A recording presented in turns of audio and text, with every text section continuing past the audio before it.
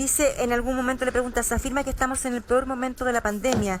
¿Cómo se está viviendo esta segunda ola en la UCI? Puf, dice, agotador. Más allá de la expansión que hemos tenido que hacer de la unidad de cuidados intensivos, es algo que nos ha dicho, es que la carga de trabajo que implica tener una UCI llena de pacientes COVID en ventilación mecánica no tiene nada que ver con el manejo de pacientes graves. Un paciente COVID es profundamente más inestable. Puede ser obvio, pero ¿qué implica eso en la práctica? Eso significa que tienes un paciente con oxígeno casi normal, lo despiertas, lo ves, piensas que ya puedes sacarle el ventilador y de la nada, pero de la nada, media hora después, esa persona está en un infierno. Después le preguntan, ¿por qué lo dicen? Por la orden del Ministerio de Salud, se refiere porque, hablando de la sobrecarga de las UCI, doctora, y sobre el aumento de las camas críticas, le pregunta eso a la periodista, dice, sí, y es que algunos se van a molestar, pero la energía que uno gasta firmando un decreto en una oficina diciendo, comillas, amplíen 500 camas, no es nada comparado con la energía física y mental que se gasta en la UCI. Ampliar las unidades requiere personal, ventilar pacientes requiere especialización. Cuando extiendes en un 100 o en un 150% tu capacidad normal, empiezas a estresar el sistema de tal manera que ya no puedes garantizar la calidad de atención. Y eso, para ir conversando y leyendo, doctora, usted lo ha comentado varias veces ese punto. No se trata de aumentar las camas, se trata del equipo humano que tiene que hacer frente, y equipos clon, como usted nos ha dicho, doctora, que tienen que tomar las herramientas y tomar un lugar que no están preparados para tenerlo en el desafío profesional.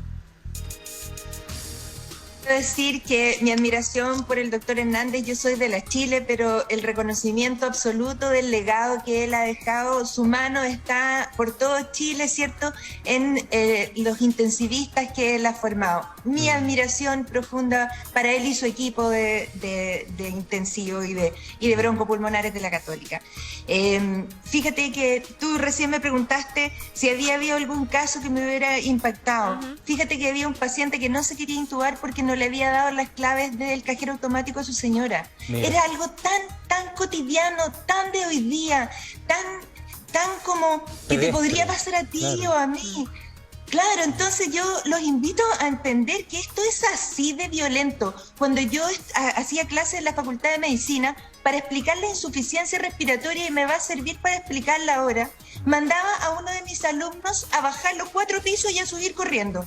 Y que luego se sacara la camisa delante de sus compañeros, todo por supuesto con aceptación del propio alumno. Claro. Para que ellos vieran exactamente lo que significaba aumentar la frecuencia respiratoria, aumentar el esfuerzo inspiratorio, lo que tomaba de tiempo de normalizar la respiración, y que eso en el COVID no se normaliza, se empeora minuto a minuto. Entonces, la insuficiencia respiratoria dada por esta enfermedad es violenta, cosa de horas. Entonces tú ves a alguien al almuerzo, pero resulta que ya para la tarde han cambiado por completo sus condiciones y podría estar al borde de la muerte. Es, por favor, que alguien lo entienda. Esta es una enfermedad que no controlamos todavía, no está en los libros de medicina, la estamos escribiendo esta historia entre todos nosotros.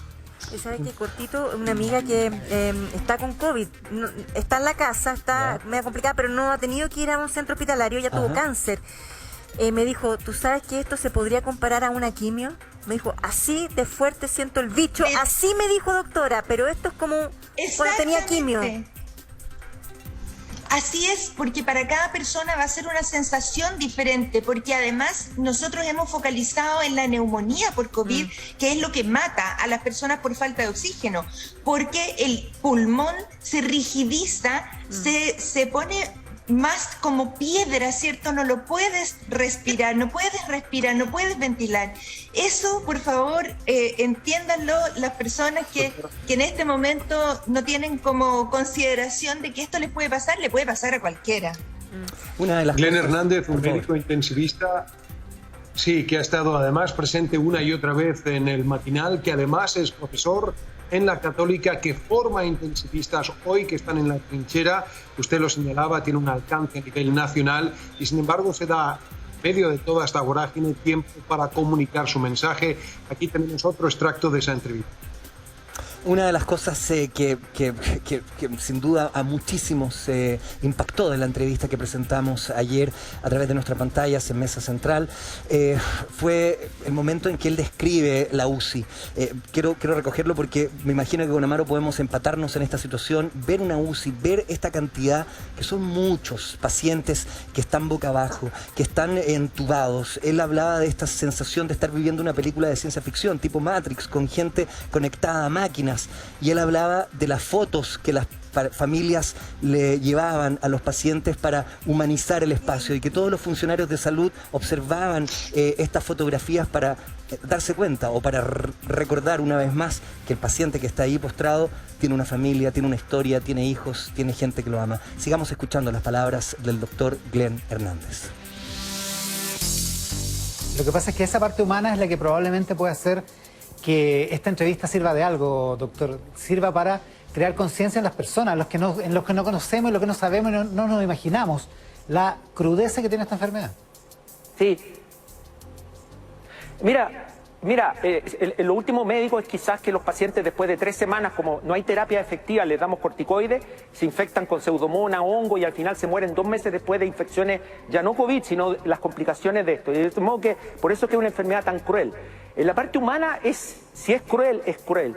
Nosotros, hasta que empezó COVID, estábamos en una campaña mundial y de la cual nosotros somos partícipes, por supuesto, de humanización de los cuidados intensivos. Esto significa que las familias están con los pacientes, nos ayudan al cuidado prácticamente todo el día y a veces se quedan en la noche y nos ayudan al cuidado, interactuamos familia y equipo en forma muy integrada. Cuando llegó COVID, aislamiento total, el aislamiento de los leprosos. Es decir, nadie puede entrar a las unidades de cuidado intensivo cuando hay COVID positivo. De modo que el paciente entra, se intuba solo, se despide si puede, y ahí queda por semanas, meses o muere solo. Un hombre solo en una casa solo. ¿Se acuerdan de ese poema tardío de Jorge Tellier? Y la angustia y uno lo ve. No está solo en realidad, está con nosotros. Nosotros pasamos a ser su familia supletoria. Y esa soledad del paciente, que a veces está pronado, más encima no vemos su rostro, lo vemos conectado a cable, y van de verdad, da sensación... Si han visto películas de ciencia ficción de cuerpos inanimados conectados a cable, es una sensación muy, muy fuerte. Nosotros, ¿cómo hemos tratado de luchar contra eso, Iván? Hemos pedido a las familias que nos manden fotos y hacemos verdaderos collages, que las ponemos en las paredes, de modo que una TENS, que no lo conoce, un kinesiólogo, un médico joven, entra y mira ese cuerpo y ve la foto de don Jorge riéndose con su familia, pescando o de vacaciones o una cosa familiar, y lo humanizamos a través de eso. Y tenemos, por suerte, la colaboración de mucha gente, de psiquiatras, nos ayudaron psicólogos, tenemos una enfermera, Gladys Gajardo, que hizo una labor maravillosa. Ella incluso aprendió lenguajes de señas para hablar con pacientes con discapacidad de ese tipo. Y ella todos los días durante el invierno, por ejemplo, andaba con un tablet, se comunicaba con la familia y hacía, cuando era pertinente, videollamadas. Entonces les mostraba, aquí está tu papi está en coma, tu papi está en ventilador, pero mira, ahí está el cable, aquí está el monitor. Y veía los rostros del equipo también, para que sepa que ahí estamos nosotros y somos su familia en ese momento. Pero esto, por supuesto, este hecho, ¿no es cierto?, de solo, que no termina desgraciadamente cuando mueren, porque cuando mueren deben ser repatriados, ¿cierto?, a sus lugares de origen, y eso a veces demora un par de días, es burocrático, es complejo.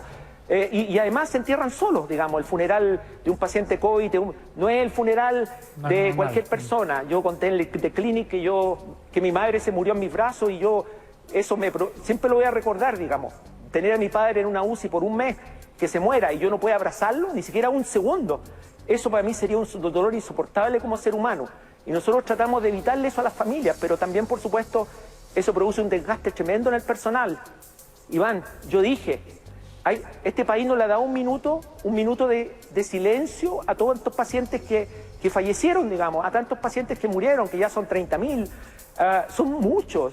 Se está muriendo un paciente cada 12 o 15 minutos. ¿Sabían ustedes eso, cierto? Calculando. No es lo mismo decir en la estadística diaria que decir se está muriendo un paciente cada 10 minutos, cada 15 minutos. Mientras estamos hablando, Iván, se ha muerto ya un paciente COVID. Eso es real, digamos. Entonces, nosotros quisiéramos humanizar esto, quisiéramos relatarlo, es crudo, es cierto, pero también nosotros hacemos ese minuto de silencio. Yo lo dije ahí, cuando un paciente fallece, nos juntamos el equipo, paramos la UCI, se sienten solo los ruidos de las alarmas por ahí, y hacemos un minuto de silencio y un responso, digamos. Y muchas veces terminamos con lágrimas en los ojos porque son pacientes que no han estado un día, a veces han estado 2 meses, un mes, ya son casi de la familia, ¿no? Tal cual. Ahí Doctor, está parte de la entrevista del médico intensivista de la Universidad Católica, el doctor Glenn Hernández, en Mesa Central junto a Iván Valenzuela. Tenemos más declaraciones a la vuelta de la pausa comercial. Bienvenidos, cada uno cuenta.